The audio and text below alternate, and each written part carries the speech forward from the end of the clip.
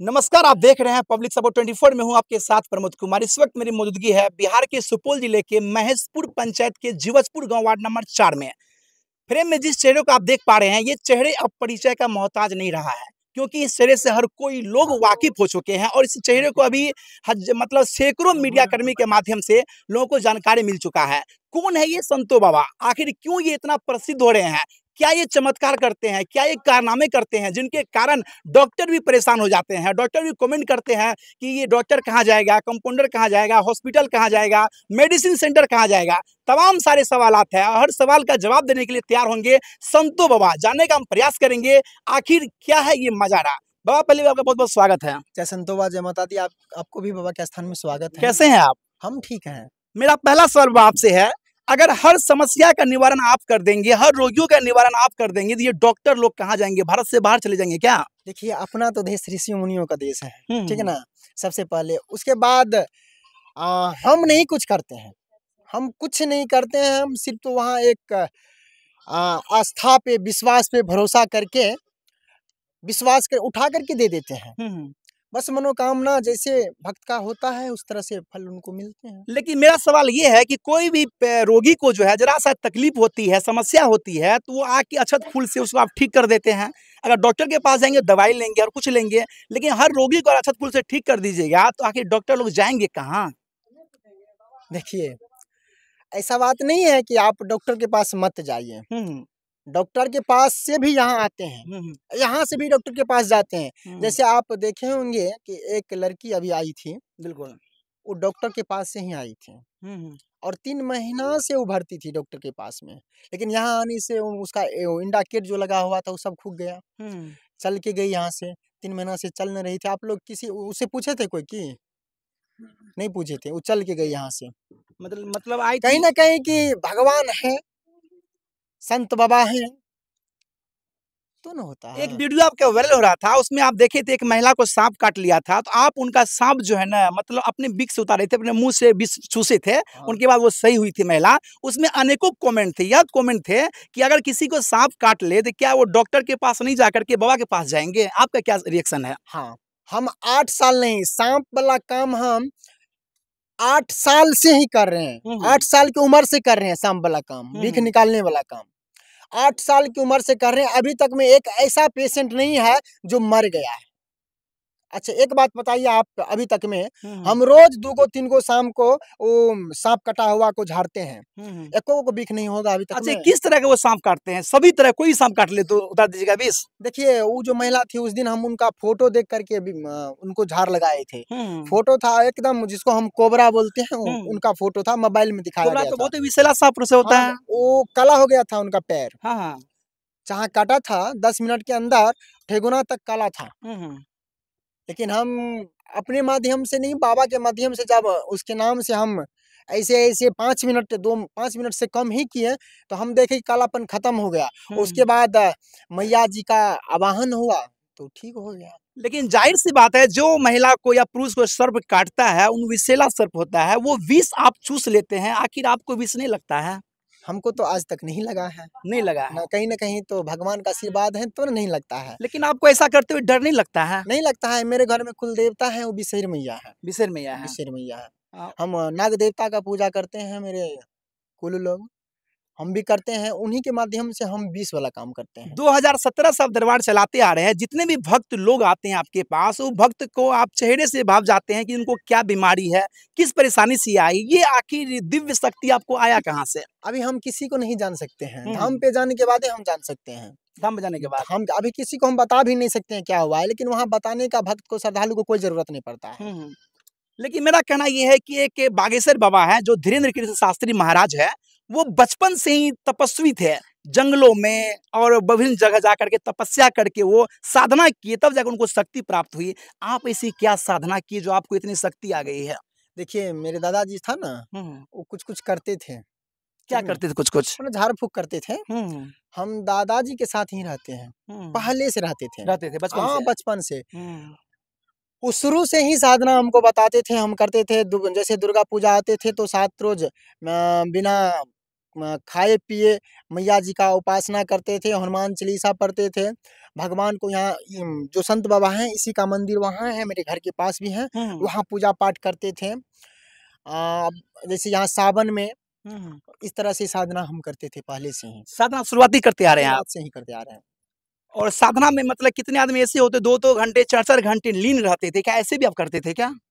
तो ये हम दादाजी बोलते थे कलश बैठाने के लिए, हम कलश बैठाते थे और 2 से ढाई घंटा का टाइम दिया जाता था और 2 से ढाई घंटा में मैया का स्तुति किया जाता था। कम से कम 1008 बार, 2108 बार ऐसे करके हम करते थे। लेकिन जितने संत महात्मा लोग हुए हैं उनको ऐसा देखा गया है कि वो जो है जंगलों में, पहाड़ों में, गुफाओं में जाकर के साधना किया करते थे, लेकिन आप तो ऐसा नहीं किए होंगे? नहीं, हम तो गुफा में, जंगल में नहीं गए हैं, पर नवरात्रि में रात को साधना में निकलते थे। नवरात्रि कहाँ निकलते थे? कहीं बैठ जाते थे। हाँ, हाँ। कहीं भी बैठ जाया करते थे, दादाजी के साथ बैठ जाया करते थे अपना, बस हो गया। चलिए, आपका एज क्या हो रहा है अभी?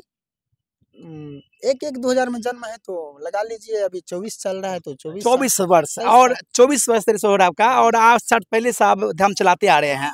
तो क्या मतलब ब्रह्मचर्य का पालन कर लेते हैं आप? करते हैं तो ना, अभी तक चला रहे हैं। चला रहे हैं। मेरा दूसरा सवाल आपसे ये है, आपके भक्त कह लीजिए या विरोधी के जो कह लीजिए, उनका कहना था कि बाबा 2017 से धाम चला रहे थे, शुरुआती में काफी भीड़ हुआ करती थी, काफी भीड़ हुआ, उनके बाद बाबा की शक्ति खत्म हो गई, भीड़ खत्म हो गया। क्या सच्चाई है, बताइए दर्शक को। बहुत बढ़िया सवाल पूछे हैं, बहुत अच्छा तरीका से पूछे हैं। शुरुआत में जब हम धाम चालू किए तो एक आदमी से चालू किए। एक आदमी से? एक आदमी से। वो आदमी का नाम क्या था? वो आदमी का नाम बता दे रहे हैं, श्रीपुर है, यहाँ से मिसर सुतिहार नाम है। उन्हीं के पत्नी से, वहाँ से चालू हम किए थे। क्या हुआ था उनको बता भी दीजिए तो। नहीं, वो बताने वाला बात नहीं है। हाँ। उनको गुम ही रहने दीजिए आप। क्या बात है, चलिए। ठीक ना। हाँ। वहाँ से स्टार्ट किए थे, वहाँ ऐसे कुछ काम किए थे कि वहाँ चमत्कार हुआ। चमत्कार होने के बाद यहाँ का समाज, जितना भी समाज है, जीवजपुर वासी हैं, महेशपुर वासी हैं, सब बैठाया गया और बोला गया, आप जब इतना चमत्कार करते हैं, लोगों को ठीक करते हैं, तो बाबा आपको आते हैं तो बाबा स्थान पर लगाइए। कहीं जाकर के बाबा का प्रचार ये ठीक ठाक काहे करते हैं, बाबा जगह पे कीजिए।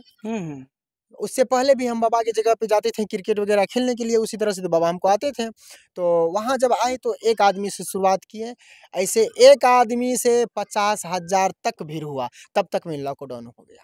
लॉकडाउन हो गया, इनके कारण जो धाम जो अति निरस्त हो गया। निरस्त हो गया, निरस्त तो नहीं हुआ, चलते ही रहा। फिर लॉकडाउन के बाद चला, ध्यान आप नहीं दिया करते थे। कोई भी मतलब अंठा दिए।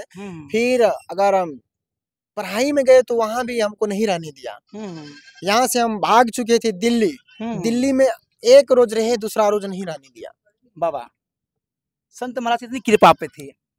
कृपा तो है, कृपा है, आशीर्वाद है तो इतना कुछ कर रहे हैं। अगर आशीर्वाद नहीं रहता तो मेरे पास क्यों आएगा इतना। और एक चीज और बता दे रहे हैं सर, अभी तो भगदड़ है ना, एक महीना में, एक मंथ में 3 गो 4 गो अष्टयाम किया जाता था यहाँ। 3 गो 4 गो, वो हम नहीं करते थे, श्रद्धालुगण आ करके दूर दूर से करते हैं, बहुत दूर दूर से लाखों रुपए खर्च करके करते हैं। अच्छा, क्या कारण रहा जो सुरेश दास जो है संत बाबा बन गए, संतो बाबा बन गए, क्या कारण रहा? हम तो संतो बाबा नहीं है, लेकिन लोगों तक यही बात है कि हम संतो बाबा हैं। मेरा नाम वैसे सुरेश कुमार हुआ, ठीक ना, लेकिन हम लोग जानते हैं कि संतो बाबा के नाम से, उसका हम पूजा करते हैं, गुरु महाराज हैं तो उन्हीं के नाम से हमको जानते हैं। चलिए, क्या बचपन से आप बाबा ही बनना चाह रहे थे क्या? नहीं, ऐसा बात तो नहीं। क्या बनना चाह रहे थे बचपन से? कोई तमन्ना होगी, कोई इच्छा होगी? बचपन से ज्यादा ये तमन्ना था कि हम भक्ति भजन में जुड़े। भक्ति भजन जुड़े। आप कितने भाई बहन हैं?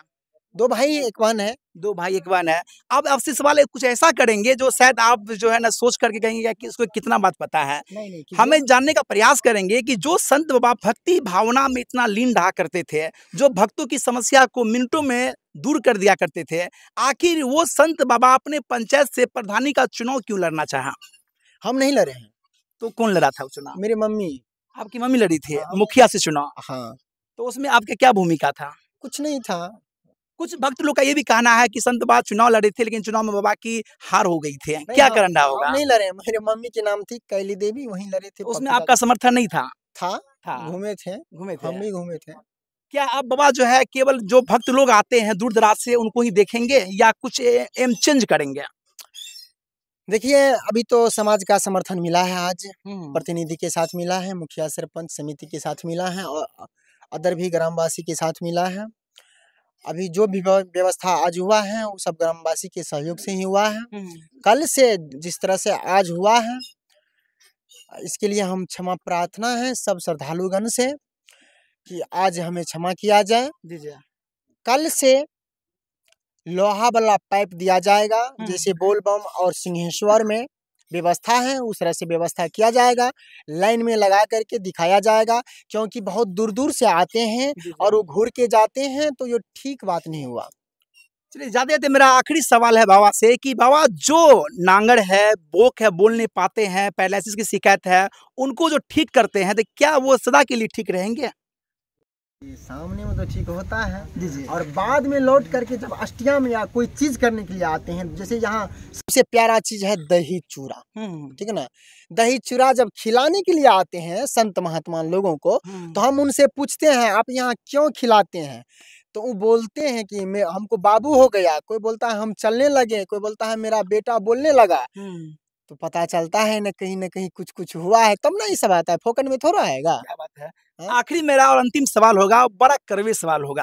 अक्सर बाबाओं पे उंगली उठते रहता है कि बाबा भ्रष्ट है, जैसे कि ये अनेकों है, आसाराम बापू है, गुरु राम रहीम है, अनेकों बाबा ऐसे हैं जो हमारे हिंदू सनातन धर्म की अस्मत को खराब कर रहे हैं, यानी कि बहुत ही भद्दे कलंक है। क्या आगे के दिन में हमारे संतों बाबा जब हाईलाइट हो जाएंगे तो क्या उनके चरित्र पे कोई उंगली भी उठाएगा? देखिए होता है क्या कि एक करता है तो सब जाता है, एक किया वो चमक गया, एक किया उसके साथ में सब अभी तक जा रहा है।